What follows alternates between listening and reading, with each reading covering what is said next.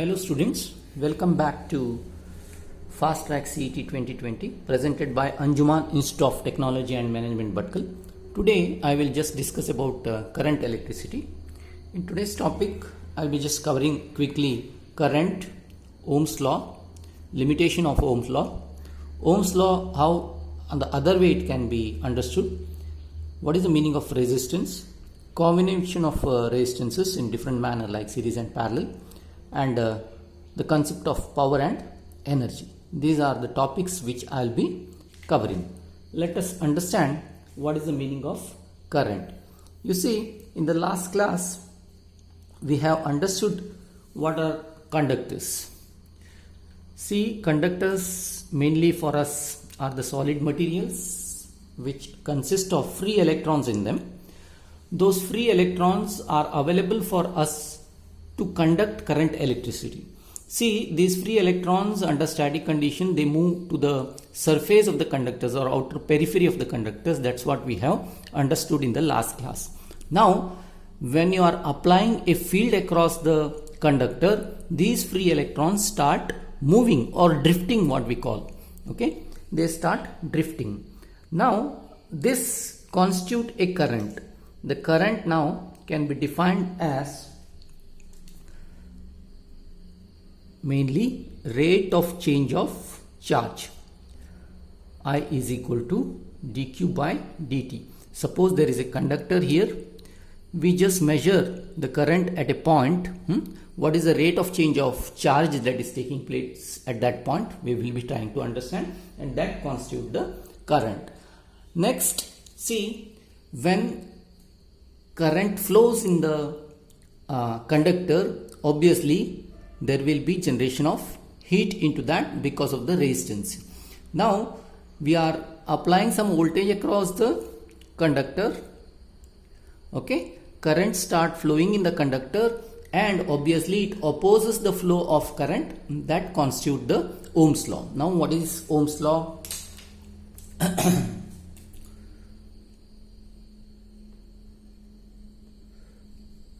Ohm's law states that the voltage drop across a conductor is directly proportional to the current which is flowing through that, or V is equal to R into I, where the proportionality constant is resistance R.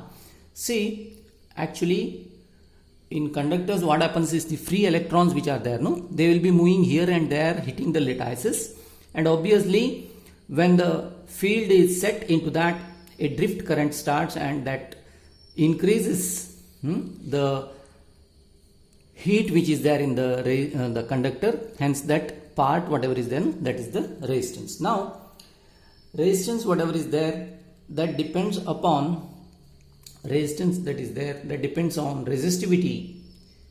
It is directly proportional to resistivity, length, and inversely proportional to the cross sectional area. This is the formula for resistance. R is equal to rho L by A. What is rho? Rho is the resistivity of the conductor. As the resistivity of the conductor increases, the resistance of the conductor increases. We are having metals like silver and copper which are very good conductors, their resistivity is less. Suppose we are having metals like tungsten, etc. They iron, steel, etc. Their resistivity is more.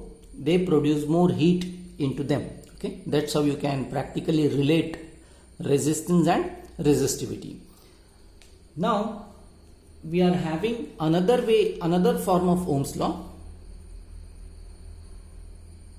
Another form we shall understand the Ohm's law in another way. The another way of understanding the Ohm's law is J is equal to sigma E, where J is called as current density. See, J is called as current density. Current density means current per area. Okay, current per area. Now the electric field whatever is there, electric field whatever is there, that now sigma is called as conductivity. It is given by 1 by rho. E whatever is there, that is V per length, voltage per length. Now let us understand. I shall keep V here only, rho Li to the other side. rho L divided by A into I is equal to V. Now this part whatever is there, no, that is resistance.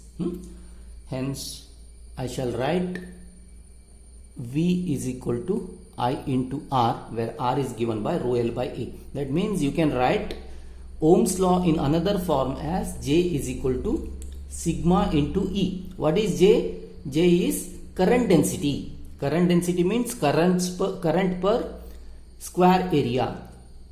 Sigma is conductivity. E is electric field. Hence I have kept Ohm's law in the another notation. J is equal to sigma E. I hope you understood the Ohm's law, how I can write in another way also.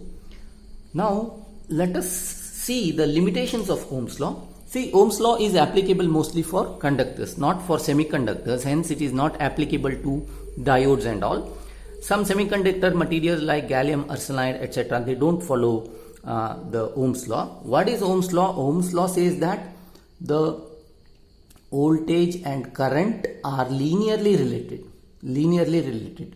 As the current increases, voltage also increases, like this. But whereas diode and all, they follow some non-linear characteristics like this. Hence any material which don't follow linear characteristic doesn't follow Ohm's law. Hence try to understand that semiconductors, diodes, they don't follow Ohm's law. Now what is the outcome of Ohm's law? Ohm's law outcome is resistance, obviously. Now we shall slightly elaborate on resistance and drift etc. Yes, I was just telling about resistance. Okay, R. Let us slightly understand more about this resistance. See, resistance is directly proportional to resistivity, as you observe. Resistance is directly proportional to resistivity. See, resistivity, whatever is there, no, that is inversely proportional to conductivity. Let us see what is conductivity. Conductivity depends upon the charge density, electron charge density, rho, and it is directly proportional to mobility. Try to understand this. Conductivity depends upon charge density, how many charges are present per unit volume, and mobility. Mobility depends upon the velocity of electrons per electric field. We call this as drift velocity, because in conductors, free electrons which are there, they come under the influence of electric field and they drift towards one direction. Okay, and mobility directly proportional to the drift velocity.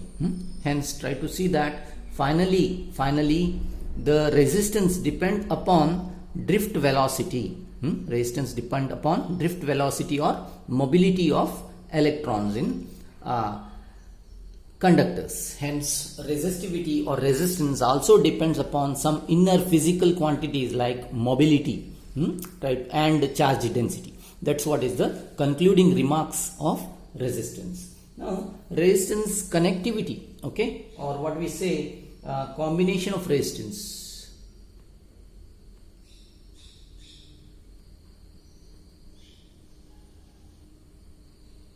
Obviously already the concept of combination of capacitance you have come across. Let us see resistances in combination. Say in series, R1, R2, R3. See, you have applied a voltage V across this.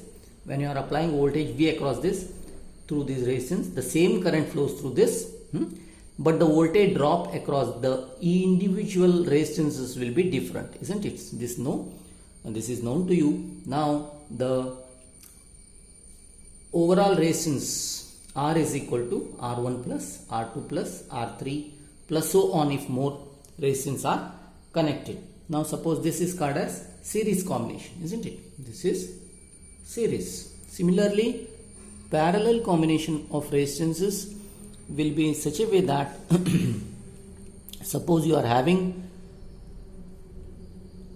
resistances R1, R2, R3 etc. You will be applying a common voltage V across them, Then case the same voltage exists across all the resistances R1, R2 and R3. But what happened with the current? The total current I is there, no? It divides into I1, I2 and I3. In that case, I shall find the overall resistance with the formula 1 by R is equal to 1 by R1 plus 1 by R2 plus 1 by R3. Popularly here, for two resistance combination, R1 and R2, very important formula is R is equal to R1 R2 divided by R1 plus R2. This formula is very useful in applying two resistances in parallel. Obviously this formula is very much useful. You please keep it in mind so as to apply it in some numerical examples. See, let us understand the concept of power and energy. You have seen we started this topic with the help of current, isn't it? What exactly is the job of this current? You know that in the practical world this current will constitute some work. Suppose there is a motor present, it will lift the water, it do some work so that the water can be lifted from well to the second floor or third floor, like that. Suppose there is a fan, it will work so that it can circulate some air. Suppose there is a fridge, it does the work, isn't it? Like this, in our common day-to-day life, the current does some work or it executes some power. If you see some incandescent bulbs and all, you will mention that you give me 100 watt bulb or 50 watt bulb, etc. What is that wattage? That is nothing but power. Okay. Now, what is the basic power? Power is voltage into current. Okay. Mainly I am talking about the DC. Now voltage into current. Okay. Now another way, you know that V is equal to I into R, isn't it? V is equal to I into R. Hence if I substitute here, it becomes I square R. Power becomes I square R. This is one of the important formula. Now another way, suppose I substitute I is equal to V by R. Again the above formula becomes V square by R. This is another way. See, these all are the different formulas which are useful for me so as to find out the power. So as to find out the power. Very importantly, you should know, suppose there is an incandescent bulb here, it will be constituting, suppose there is a heater here, it will be having some resistance, and when you are applying some voltage, across that, no, a current flows, hence you should know the voltage and current. Obviously you can find out the power. Now what is energy? Energy is nothing but integration of power over a time. In that case, it will become the energy. Mainly you try to understand how to find out the power, and over the time if you integrate or if you sum it up, it becomes the energy. Okay, that's what is the understanding of power and energy. Mainly this power and energy related concepts are applicable to some say heaters or incandescent bulbs, etc. Let us see, if possible I will solve some numericals and show you that there. Thank you.